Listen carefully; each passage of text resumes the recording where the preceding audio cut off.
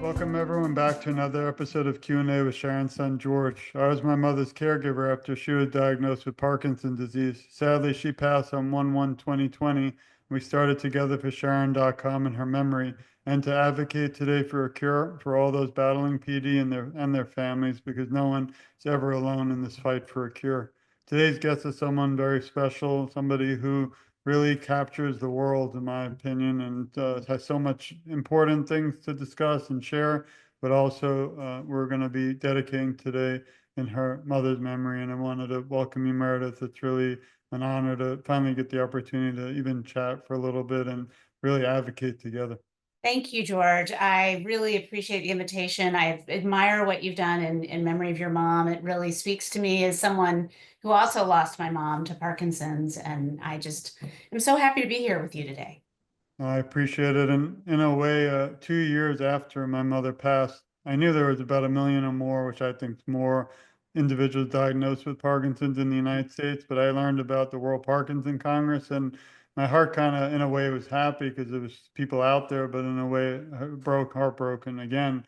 And I realized with 10 million people around the world added to the numbers in the U.S., it wasn't just about me and my mother anymore. It had to be everybody as a family in this fight. That's kind of what set me on a kind of mission to meet and share other individual journeys, because no one's alone. And I thought I was alone during Mm. our caregiving, and my mother never really even met someone with Parkinson's in 15 years, which is something you can't change. But there could be one person out there listening to this today, and now we've changed their lives for the better. So again, I'm really honored to have you here and excited to share all of your incredible advocacy. So maybe you could tell us, a little bit about yourself. I know your mom, unfortunately, was diagnosed and passed, and I love your name and her name. I was telling my wife it's very beautiful names, and it's Thank you. felt like a holiday time. I should have had you on for Yeah, Merrie, but for Mary. I thought it was beautiful. Yeah, thank you so much. Well, yeah, I mean, this is certainly a club you never wish to join, but once you're in it, it is so powerful to connect with others who have had the same experiences or are going through similar experiences. And I found it really uh, powerful when I connected with people who had family members or they themselves had Parkinson's when my mom was sick. And then since then, I've loved the opportunity to give that back and to connect with other people who are dealing with the same thing, because there's just so much understanding and empathy we can provide for each other that it is a disease that feels very isolating. And so that's a really wonderful thing to be able to do, build that community. Yeah. Um, but yeah, just a little bit about me. I live in Minneapolis, Minnesota. I'm from Atlanta, Georgia originally. My mom, Merrie Boone, was diagnosed with Parkinson's, coming up on 25 years ago. And she actually passed away just over 10 years ago. So this past year, 2024, was the 10-year anniversary of her passing.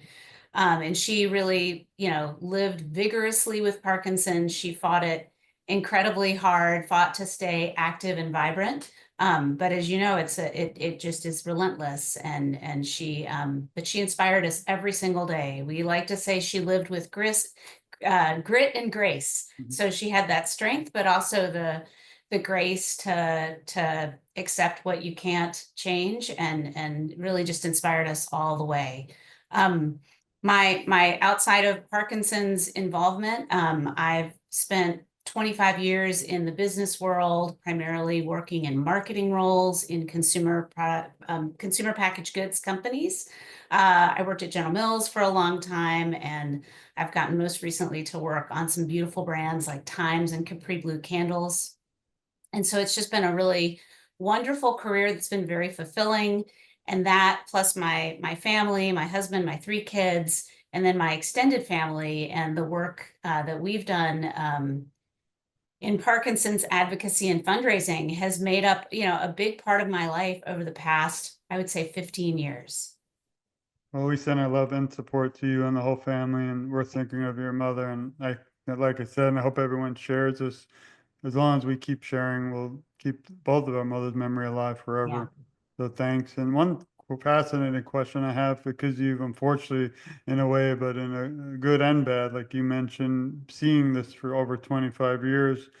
Sometimes I think, and I'm I wouldn't say new, 5 years is nothing. I mean, something, but not like 25. But what is your view and thoughts on the progress since you started, your mom's journey and today in 2025, officially a day ago, with research and with, even just aiding individuals today fighting and battling Parkinson's? That's something I think your response would be really fascinating for everybody listening. Yeah, it has been so exciting to see the progress, and that progress has really accelerated in recent years with the work that the Michael J. Fox Foundation and others have done around the Parkinson's Progressive Markers Initiative, the PPMI. The funding that has gone into that has engendered scientific breakthroughs. Just a little over a year ago, they were able for the first time to identify a biomarker for Parkinson's. And the reason that's so important is because that enables researchers who are developing drug therapies or other kinds of treatments to know whether or not their treatments or medications are actually able to slow or prevent the disease. If you don't know who's going to get the disease, it's very hard to know if your treatments are working. But if there are biomarkers that you can identify, that can help you find the right folks to study with to understand if those treatments will be effective. And so it has been really exciting to see that take off. I remember when that was just being talked about as a very theoretical hope to one day have a biomarker, and to have that breakthrough occur and what that's going to enable in the future around new drug therapies. And again, helping people live with Parkinson's, but also hopefully slow or stop or prevent the progression altogether, is going to be really exciting. I appreciate it and you sharing that. Obviously, we're not giving inside information. It's all out there. I Mhm. remember, unfortunately, I was kind of excited at one point towards the last year of my mother's life when we saw an article about there's a potential pill that was coming out. Never did happen, but it's those types of things we know that the researchers, scientists, and incredible foundations like Michael J. Fox are working literally day and night towards a cure. I wanted to go into now sharing a few incredible things and aspects of work you've done. And you mentioned them, and so did I. But one of the groups, the foundations we were big time supported, we donated, I think, about 4,000 just last year. And toured Team Fox and things. I wish we could have events, but with like you, we have 3 kids, and it's a little difficult. But I do try as much as we donated, from our family to the Michael J. Fox Foundation. We were at the IQ event this year at Orlando. We went to the Unity Walk. I wish I could go to every event. That's my dream. I won't be able to run though in these marathons, which we're going to also talk about. But wanted to tell everyone how incredible and an honor it is to have you, not just because of your journey and all you do, but to be a member and work so closely with the Michael J. Fox Foundation on the Leadership Council. I haven't had the opportunity to meet a lot of individuals yet on the leadership. Everyone is always welcome. If you're listening, or Meredith, others who'd like to join us, only because number one, we don't want anything but a cure, but I love having everyone on just to really share such valuable information, and not really insider information, but more things that I'm not aware of because I'm not, on the inside. And that's why it's so exciting again to have you here and to share. Maybe you could just like very briskly touch on the Leadership Council so everyone listening, they might be aware of the Patient Council. We've had a lot of Right. incredible individuals from that on, but this is a different world altogether. But it's just again amazing some of the individuals like yourself on it, and knowing, and when I go to sleep, when I sleep, because I usually am advocating all night, but when I do, resting, knowing that there are amazing people like you out there still fighting. Thank you. Well, yeah, the Leadership Council is a really dynamic group within the Michael J. Fox Foundation. It is basically intended to collect some of the most uh, most enthusiastic and prolific fundraisers and advocates for Parkinson's. And so people who have been highly engaged have been invited to join over time. It typically, or I guess, had been more of a kind of a New York centric organization, and now it's a bit more national in scope. and I was really honored to ask to be asked to be a part of it. My journey to the Michael J. Fox Foundation really came, as we mentioned, through my mother. And when she had had Parkinson's for some time, that's when we founded Team Merrie Miles in her honor. My mom's name was Merrie Boone, Merrie. And so we decided to do a fundraiser. Our first one was the Chicago Marathon and in 2011. And it was so powerful because I ran with my aunt, Susan, who's my mom's sister, and my aunt's friend, Patty, a family friend. And it was just kind of this, well, let's give it a try. Why not? Let's do it for mom. And I am not a runner. I am not built like a runner. It is not a natural thing for me to do. It took a lot of determination and will to get through those 26.2 miles.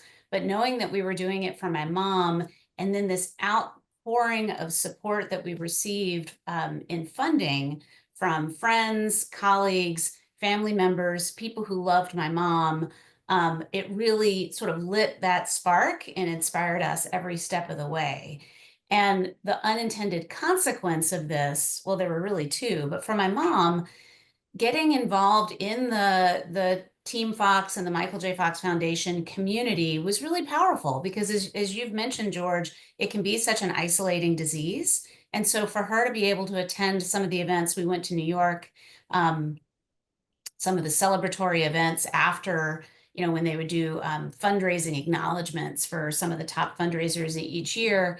And when mom got to attend those and meet Michael J. Fox and be among so many other people with Parkinson's, that just, you could just see the weight come off of her shoulders. She felt so confident and she felt so at ease. And that was really a powerful unintended consequence of getting involved with this organization. Well, congratulations, even though I'm a few years late on completing it. I think Thank you. 26 miles for anything. It's even just walking around your own house. I don't think that's going to happen in Yeah, it's a lot. It's a lot. And it was great because, I think one of the reasons we were able to that first race, I think we raised about $75,000, the three of us. And I think one of the reasons we raised so much is because people loved mom. Another reason is people are like, "You're running a marathon? I better donate." They were a little skeptical. But after we ran that marathon together and created this team Merrie Miles, what was amazing was to see the ripple effect over time of how that inspired others to get involved. So within our family, we had friends of the family who decided to climb Mount Kilimanjaro under Merrie Mountaineers for Michael J. Fox. We've had my brother and I ran the London Marathon together for Merrie Miles and raised over $100,000 that year. We've had folks do triathlons. We've had Back to the Future watch party. My children became involved. My nieces and nephews and siblings all became involved. Extended family became involved. And it became this massive collective effort that became so much more powerful that I know made mom feel so great when she was with us and continues in her memory today. So it's been really powerful to see that continue to live on, even though now mom's been gone for 10 years. I wish, in a way, you all lived in South Florida because we would be at every single That would event. be so fun. Yeah, I mean, Um, we've done the pancakes for Parkinson's. I did a Pinot for Parkinson's for like Pinot Noir. So we've done just about every type of event that you can imagine. And people love to get out and support um, great causes. And the Michael J. Fox Foundation is so exceptionally well run. It's so innovative in how it approaches funding and research that I think everybody feels really good about supporting that cause. I think it's great to work together, and that's what we do here is just try to get the word out to everyone to also still continue to support you and the foundation. One thing though I do love is how open you are to work with so many individuals, and I know gave a speech for Peloton for Parkinson's, and Eric's been on our show. He's another incredible individual out there also fighting for a cure. What is a good way, you mentioned it slightly, for listeners to get involved, but also I wish, and I always joke and tell everyone in the Michael J. Fox Foundation who know me to joint. We need a division here, South Florida, because Miami and like Palm Beach is a lot of Oh yeah. funding, but we've just haven't seen that for some reason. They did have an event in Hollywood, Florida, which was beautiful, but I think they need to put a little office because there's a lot of donors in Palm Beach, Florida, and Yeah. like really just I feel like somebody silently screaming to come down here. I would love to, help them and join in, but maybe you could mention around the world, since as you said, I'm from Brooklyn, New York originally, and now that Michael J. Fox is not just New York based, it's trying to be throughout the country. What can everyone listening who's sitting home now or out there who love to run or just jump in with pancakes for partying or just any Right. get involved? Yeah. I mean, I always like to say there are really four main categories of getting involved. One of the things I love about getting involved as a caregiver or as a family member or someone who loves someone with Parkinson's or someone who themselves has Parkinson's, getting involved is something you can do. It's not going to change the disease today, and it's not, but it can bring support, it can bring awareness, it can bring change down the road. And so getting involved it's an empowering thing to do because in a time when you can feel helpless, there's a way to take action. So I'll talk about volunteering in events last, but of course you can donate. There's always need for funding because research is underfunded and we need to get more dollars into the field so that better therapies and drugs can be developed. So donating, um, participating in research studies. I've signed up for a number of research studies as a person who has a genetic connection to Parkinson's through my mom. And so I just signed up to participate in a smell test. I've done some online sort of brain sort of note tracking my, I guess, mental sharpness that I've done online for several years. And so there are ways you can sign up, and there are a lot of those that you can find through the Michael J. Fox website with participating in research. You can advocate. There's been really exciting things happening in the Congress. In fact, just this summer, Biden signed into law the, let's see what it was, the National Plan to End Parkinson's Act. And so some of that also generates funding and awareness. And, there are other efforts to lobby against various pesticides in the environment that are believed to be connected to Parkinson's or for more kinds of support for folks who have Parkinson's since it can be very disabling. So advocating, and just like what you're doing, George, to raise awareness is an incredibly powerful thing to do. And then finally, I'll come to the volunteering, since that was most of our effort. It really, the beauty of Team Fox is that you truly do not need anybody's permission to do anything. It doesn't need to be an organized effort that comes from somewhere else. It can be something you just decide to do. So this photo here on the screen was something my extended family, so my dad, my husband and children, my sister, my brother, all of their spouses and children together did a Pancakes for Parkinson's in honor of my mom. It was not long, it was about 6 months after she had passed away. And we had this amazing, wonderful community event with pancake breakfast and a silent auction, and we raised $21,000. But it doesn't have to be huge. I mean, you can do something like you could walk a 5K, or you could. My children have done school projects for Parkinson's where they, sell things at school as part of a business day and give the proceeds to Parkinson's. It's really, you're only limited by your imagination. And so you can get inspiration from others and seeing what some of the activities they've done have been to see if something sparks with you. But it doesn't have to be hard. It doesn't have to be big. It doesn't have to be highly organized. You can start really small. When we ran our first marathon, Chicago, in 2011, my fundraising goal was $3,000 because that's how much you were supposed to raise to offset, because the foundation was paying for the running bib and the fees associated with running the race. I was like, well, I hope I can raise $3,000. That's a lot of money. Well, you'll sometimes be surprised by how you can really blow by that. If you're willing to sort of share the story and get out there. But any amount of money matters. Just taking action is what matters. Feeling empowered joining that community, raising awareness, all of it is so powerful, and it gives way more, you get so much from it, personally, and the person you love with Parkinson's, whether it's in their memory or someone who's with us today, it means so much to them.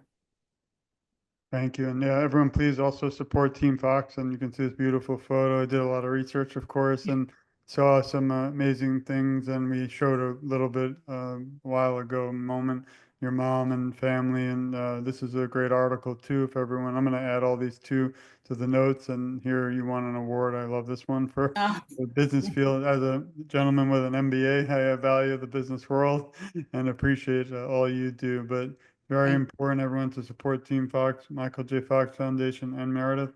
Just had one question, then I want to get to a little bit more about you, even though we've been talking a lot about all the things you're involved with. I always curious, myself wonder, maybe how did my mother get diagnosed? I do think it was environment. My mother lived in a really nice place, but for 20 years, now we look back, see the pesticides that were horrifically sprayed. She had, I think termites. She also had mold. So we finally got her out of there, but it was a little too late. We don't, you. you can't identify 100%, but that's really what I think. But I was curious, and you don't have to answer if you don't want to, but do you ever wonder what could have caused the diagnosis? Yeah, absolutely. And it was something we talked to my mom about, and we'll never know. I mean, she grew up in Richmond, Virginia. She wasn't in a rural area. She wasn't around lots of, commercial pesticides in that way. Um, so there was no kind of obvious cause of it. No one else in our family had had Parkinson's before. Um, but one thing I will say that was amazing about my mom, and this is something that can be really powerful for people, whether they're trying to, um, ward off degenerative diseases like Parkinson's or and Alzheimer's, or if they're just trying to live with them as vibrantly as they can and slow their progression, is to exercise. My mom was a really avid exerciser, and when she was already pretty fit, very fit, and when she was diagnosed and heard that exercise was something that could help slow progression, could help address symptoms, and just overall lead to a better quality of life, she treated it like it was her job. She got after it. She was very disciplined, and I think that's one of the reasons she lived very fully, with her disease, until it just became too much. But it was really, she was fortunate. She was only 60 when she was diagnosed, so she was still pretty young. But I just want to mention that because for people either living with Parkinson's or who love someone who is, that is something you can do. We can't control what we've been exposed to, but at least we can control how we live now. And it's amazing through the show and all the work you do, and I try to how we need to get the word out of some of the causes. It's tough sometimes, even myself, eating better and Yeah, things that you just like. We had on to have Dr. Dorsey on, and he was talking about how it's very possible that dry cleaning now chemicals. So yeah, as he was speaking, I tell everyone this. I was trying to think of ways to take my jacket off and burn it, like on the yeah. Like, oh, so, but now I do, it's odd, but when I get in my dry cleaning, I take the plastic off, throw it out, and leave all the clothes out on the dirty side here. But I leave yeah, for 10 minutes to air out. I don't know if that's, he said that's good, but just sad sometime when we're not affected in our own family or by a friend or relative by Parkinson's, that there's so many things still in a way that people, I don't think they're neglecting, they're just not aware. So that's really sure. hard Yeah, to do. yeah. And we're learning more every day. I mean, there's so much more we know now than we did 25 years ago. And think about how much more we'll know 25 years from now. Yeah. Well, I want to shift to the final part of the show. It's a little bit more about you. And the first question is, can you list three words that describe who you are? Ooh, gosh. I would say passionate, curious, and empathetic. Thank you. This one's important. I feel, in a way, the face of a lot of the advocacy and representing your mother and family and so many out there. But who helps you during times of struggle? Because as I know, it wasn't easy being a caregiver. especially even, today it's been 5 years, but sometimes it feels like it's been a minute. Sometimes it feels it's been longer and just shocking still thinking about it. But we would like to take a moment to thank all the individuals in your life and family and so who support you, because I think that they, in a way, help inspire you, I'm sure, to be out there and be a spokesperson. Yeah, oh, absolutely. I mean, mom was certainly our inspiration. Yeah, I'm so fortunate that I have a family that's very close knit, and my dad, my sister Susanna, my brother Watt, their spouses, their kids, and my own children and husband Sam. We have all been incredible supporters for us, whether they themselves were fundraising or just supporting us as we did, because these efforts sometimes, especially if you're training for a marathon, takes a Mhm. ton of time and you're sort of checked out of a lot of other things while you're doing it. So my family first and foremost, and then I count myself really lucky to have some pretty phenomenal friends, throughout my lifetime, whether it's, my college roommates all the way up to the book club here in Minnesota that I've been involved with for the past 25 plus years. And those, I just have an incredible squad of people who have been amazing supporters. Well, we thank them and send our love and support to them for helping support you, of course, because a lot of time we know they're there, but we don't give them enough. We can. It's just the Yeah. to the time recognition. Thank you. Remember, we're kind of doing it now, but I was wondering if you can think of and share with everyone listening better ways to promote, or not better, but more promote awareness throughout the world and especially the US. I find it still tough some days. You might have more experience, but with the media. I've Mm, written many, many, many, many, many letters to try to just get them to talk about it, even during Parkinson's Awareness Month, and it seems mm, like a struggle. And it's like I always say, I don't want them to do it when they're affected. We had a right. gentleman here, I won't say names, and thing, but in Miami, who's actually a broadcaster who announced he was diagnosed. So that brought some attention, but I feel we should be doing more before that. So I was just Yeah. curious, your view, Minnesota to Florida to New York to Right. everywhere. How do we get more of the word out for everyone listening to even make a little bit more of an impact in 2025?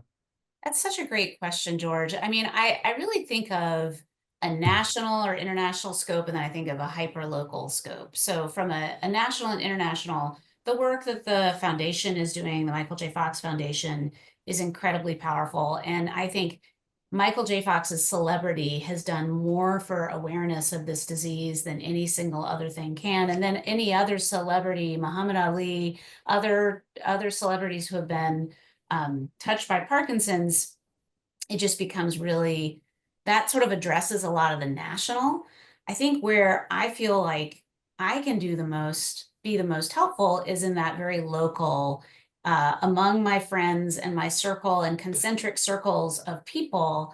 And then also to be there for them when folks in those circles, sometimes very tangential circles, um, are themselves affected, to be there for them individually. So I guess I don't think of my responsibility so much trying to take on the big news, but if we can handle it within our own communities, if we can do our best to advocate, and I think you do such an extraordinary job, George, with all of your touch points, and just putting it out there and just saying, hey, this is something that's impacted me. This is something that's impacted my family. Here's a way you can help, because people just don't, they want to be told, what can I do? And so just giving them an outlet to help gets them that much more engaged. I agree, and unfortunately due to COVID, in a way, it helped with this. We would never. I always joke and say, I wish the only thing I regret with my mom is that wish I had this technology and podcasts back Yeah. then, but I wouldn't have been about PD. It would have just been about our lives and things. Because now I have so many questions, but I don't really have any answers. So Mm. that's one thing. And you mentioned celebrity, and I just wanted to mention Ozzy Osbourne was just inducted to the Hall of Right. Fame the other day, which was powerful because unfortunately he was, up on stage, his knees were shaking, but if people are aware, but, or aren't, that he has Parkinson's now, they likely are. So that is like a good big statement to help many others out there. Yeah. Just a few more to wrap up. Who is your hero and inspiration? I mean, gosh, I have to say my mom. I mean, she absolutely inspires me. And I just think about when I was running, um, and I was training, those really long runs, which again is not a natural thing for me to be doing. And I just anything I was going through paled in comparison to what she was going through. And she lived in such grace, and I aspire to that. And when I have something tough to deal with in my life, I draw on her strength. Whether it's a challenging business meeting or something with my family or friends or just life in general, I really still draw on her memory for my strength. Thank you. Yeah, just hearing the running again makes me want to take this while we're talking and both go running, but Right? due to health reasons, it's not gonna physically happen. But I just still, we'll probably do a whole show on marathons, running, preparing, and my wife was going to do one for another foundation, and it was not easy. So it's just incredible. That's the only word I can say. But that leads me to important question. If you were asked to write a script to a movie about your life story, what would you call it, and what actress would play your role? Oh my gosh. Ugh, I don't know. I mean, Got tough, hard-hitting topics in the show. that's a good one. I think, one of my mantra when I was running, when I was training, sometimes I'd go out for a run and my husband would say, "Okay, run like the wind." I was like, "No, no. I'm going to run like a turtle." Because I can do anything if I do it long. I can do it for a long time if I do it slowly enough. And so running like a turtle was a mantra for me. Grit and grace is a mantra for me. And so maybe one of those two would be the title. Um, I have no idea who I would ask to play me. I guess an actress that I think is really approachable and fun, and that I enjoy watching is Jennifer Garner. So maybe I would pick her, just because I think she would do a great job. But um, yeah, I think she's a little bit younger than me, but she's roughly my age, and she's a mom, and she's somebody who just is very approachable um and just seems like a really fun person. I think it's ironic that you picked a superhero because I think you're a hero in many people's Oh, eyes, and listening to this from, many years to come, because the show is different. No offense to other shows out there, but I don't believe when we shut the show or the lights, camera, and paparazzi leave today that this conversation ends. It cannot end. It has to continue till there's a cure at everyone's doorsteps around the world. And on the final question, but before I ask that, I want to thank you again for your time, all your leadership, and all you do, and in memory of your mother. But for everyone out there, I do feel, and writing a little on it, that we need to make sure we never forget all those we've lost. And I think is in the million, more than 20, 30, 40 million. And a lot of individuals, you move on, you have to have life, things come up, but no reason why any of our loved ones should be forgotten due to Parkinson's disease. So as long as I'm breathing and fighting out there, we're going to make sure that your mother and mine are probably laughing together right now, and yeah, they grateful absolutely for are. grateful for all you do. On the final question, if you could leave Parkinson's community today with some words of encouragement, what would they be? I would just say find a way to get involved, find a way to give, whether it's contributing, volunteering, advocating, um, just find a way, because you will get so much from it, and it will give you a sense of empowerment and bringing you into a community that is unlike any that I've ever experienced. I really appreciate it. I also wanted to just say a little quote because a lot of the things you'd said inspire me, but this is from George Horace Lorimer. Probably didn't say that right, but you've got to get up every morning with determination if you're going to go to bed with satisfaction. And that's what I Mm. when you were really inspiring me today. So I really want to thank you, Meredith. Please, everyone, go to Michael J. Fox Foundation, support them, can donate likely to Team Fox and Meredith's work and in her mother's memory. And we just keep fighting. And I think together our voices are so much stronger. But again, I wanted to thank you. I had a little message for you, Meredith, and everyone listening. We love you. We support you. We care a lot about you, and you're never alone. I, along with Meredith and the Michael J. Fox Foundation, will advocate for you. And together, I feel our voices are so much stronger. I always end with just saying I'm just getting started because both of us aren't really just getting started, but every time I have my own issues in life or struggles, I discover an incredible individual like you and your journey and really inspires me to, no matter what, to keep fighting. So thank you again for all you do, your time and friendship. It means the world to me and so many others. Thank you, George. It means a lot, especially coming from somebody I admire so much, and you've been such an incredible advocate. So thank you. That means so much. Thank you. And again, everyone, thank you for joining us today. This has been another episode of Q&A with Sharon's son, George. Please share this because, as I always say, till the cure is at everyone's doorsteps around the world, we have to keep this conversation going. So thanks again and stay tuned for so much more to come. Thanks, everyone. Thanks, Meredith.